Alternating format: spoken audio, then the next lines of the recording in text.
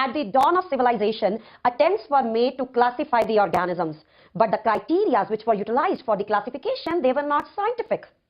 Criteria जो classification के लिए utilize किए गए, they were not scientific. Organism को classify किया गया just on the basis of their usage. Yes, usage, that how the organism, they can be utilized as a source of food, for shelter or clothing. So we can write it down here. In the early attempts of classification, scientific criteria,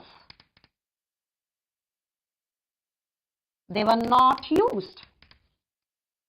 Classification was performed just on the basis of usage of organism, usage as food, for shelter and clothing. For the first time, scientific attempt of classification was performed by the scientist Aristotle. Yes, scientific attempt for classification of plants, it was performed by the scientist Aristotle.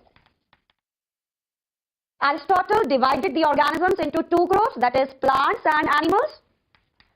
Divided organism into two groups, that is plants and animals. Plants, they were further divided into the three categories.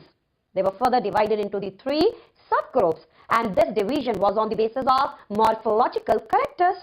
So plants, they were further divided on the basis of morphological characters, on the basis of habit. Habit, that means body type of organism.